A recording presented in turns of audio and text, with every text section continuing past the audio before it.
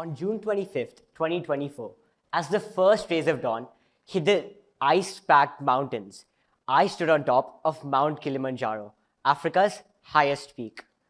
Having come all this way to finally reach the end, I expected a much more dramatic feeling to overcome me.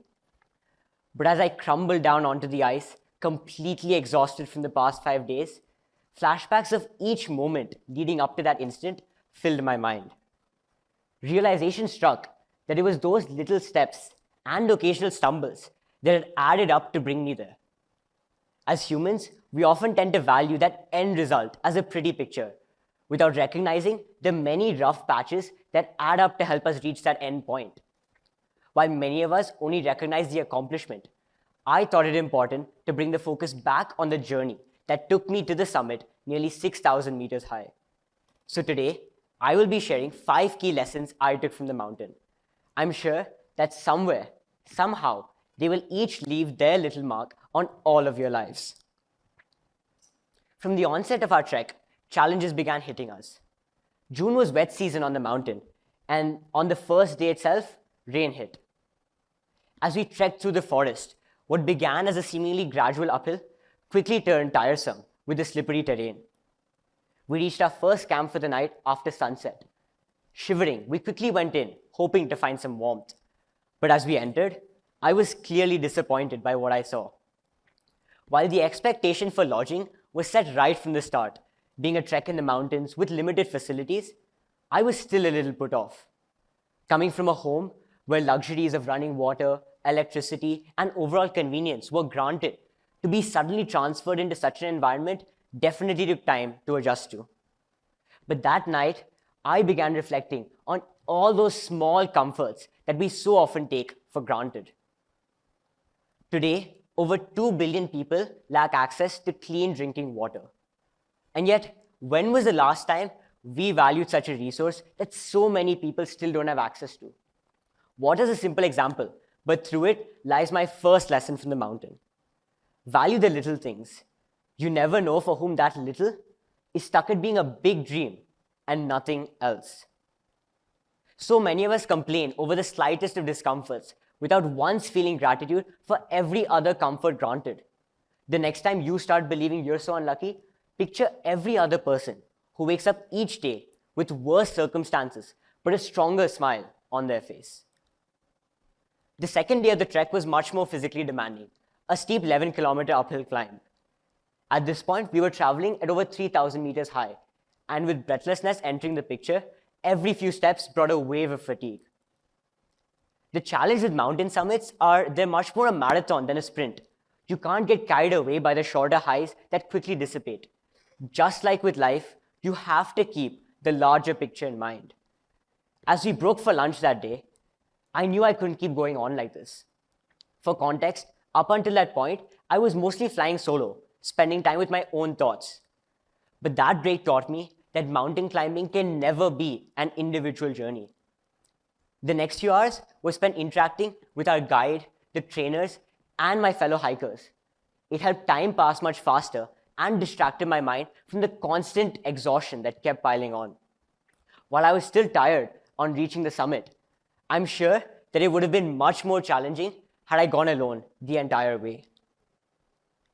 The point I'm trying to drive home is, while life might ultimately be a solo journey, it's the passengers with us that make it so much more memorable. Our most beloved memories we so often recollect are often those celebrated with loved ones. So whether it be a trek, your work, or even a weekend off at home, it's the company that matters. So don't forget those beside you. It's typically around this point that something called altitude sickness starts to set in. For context, the challenge with mountains are the higher you go, the lesser oxygen there is. Our lungs aren't used to the greater air pressure, and as a result, a 10-kilometer hike that might be normal at sea level becomes seemingly infinite, thousands of meters high. Keeping this in mind, the third day was left for us to acclimatize with a short trek to the famous zebra docks. With most of the time left to ourselves, memories of home started flooding back, especially family. So often, it is those nearest to us that we take most for granted. While everything's going fine, surrounded by friends and co-workers, so many of us forget or ignore family, shifting it to a bottom priority. And yet, in those difficult moments, when those same people aren't around, it's family we go back to and expect the same level of care and comfort from. How is that fair? Each of us has that innermost circle of individuals whom we so often neglect, not realizing that they are the only ones who will always be there for us. Let's recircle back to that group and show them that we value that bond, because it is those relationships that will go furthest with us. Back to the trek, a little refreshed and recharged the next morning, we began our climb to Kibo Hut, the equivalent of a base camp to our summit. It's usually around this point that people start experiencing even more serious mountain sickness, severe headaches, high fever, bad colds. Essentially, the human body begins to falter as your physical health starts failing you. Just like that, around 2/3 of the way to camp, I crumbled down on a single rock amidst the dry alpine desert that so accurately mirrored how I felt inside. Throughout the trek, we had 3 guides accompanying us, showing us the right trail to camp. And while I half lay on that rock as the rest of the group moved forward, the last guide approached, picked up my backpack, lent me a helping hand before moving on as I followed. All that ran in my mind was awe at this simple yet tremendous act. As tourists and hikers to the mountain, success just meant reaching the top. What I had forgotten was that these guides accompanying us had reached that same point hundreds of times. While we carried basic necessities in our day packs, they carried 25 kg rucksacks filled with food and water for us. And all the while singing songs and keeping us hopeful towards that end goal. Possibly one of the most powerful lessons from the trek emerged at that point. Consumed by our own little bubbles, we feel pride as we boast of our own accomplishments. Little do we recognize the humble heroes around us whose achievements far overshadow our own. As I walked beside my guide, it isn't like he wasn't tired. He was. It isn't like he didn't need a break. He did. He was human after all. But what kept him going was that focus to reach the top. Not for his glory, not for his sake, but because our summit was his single most priority. What could be more selfless than that? That night, we only had 4 hours to sleep, but thoughts of the summit kept me awake. At midnight, we awoke to begin our climb. In the freezing cold, we began the summit push, a sense of numbness overcoming us all. At some point, when the exhaustion and pain have reached their threshold, one doesn't feel anything. The sunrise at 4:30 in the morning brought both warmth and an extra boost to go on. But as every step became more painful, I was stopping every few strides. As I stopped one more time, completely drained, unable to even take the bottle out of my own bag, I felt failure hit hard. In those difficult moments, when my mind and body had failed me, a photo montage began playing of all those simple moments that had led up to that day, that instant.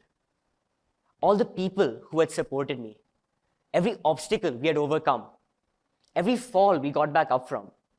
That gave me all the determination I needed. The next few hours, I wasn't conscious of my own steps. I just kept walking along, leaning on my poles every few moments, gasping for breath, but then continuing on. I was locked in a zone apart from anything I had ever experienced before. And just like that, as I turned around another bend, I hazily saw 2 hands waving at me urgently. I squinted and recognized it to be our trainer. That was when I saw the board next to him. I reached Uhuru Peak, the summit. I took a step back, and all I could do was marvel at the grandeur of natural purity around me. How remarkable mountains were. They weren't just summits to climb over. They were journeys into the deepest paths hidden inside us. The toughest of times bring out our true selves because they show us the hidden potential inside us all. If you had told me 6 months ago that I could be at the top of Kilimanjaro, I would have laughed at you. Little did I know that inside us all lies an inner strength and courage to overcome any circumstance we find ourselves in. If we can take that first step, push that extra mile, and step into the uncomfortable and challenging, the valuable lessons and honest lessons will automatically emerge. And by wading through rougher waters, we not only become more aware of the outside world around us, but also the many dimensions inside. Truly, the greatest silver lining you can catch is of yourself. And parts of me that 15 years of life couldn't teach, a 6-day trek revealed. As I stood at that summit, I knew I'd conquered not one, but 2 peaks. One was Kilimanjaro, and the second was inside me, a big mountain of fear, dictating what I could do and what I couldn't, what was possible and what wasn't.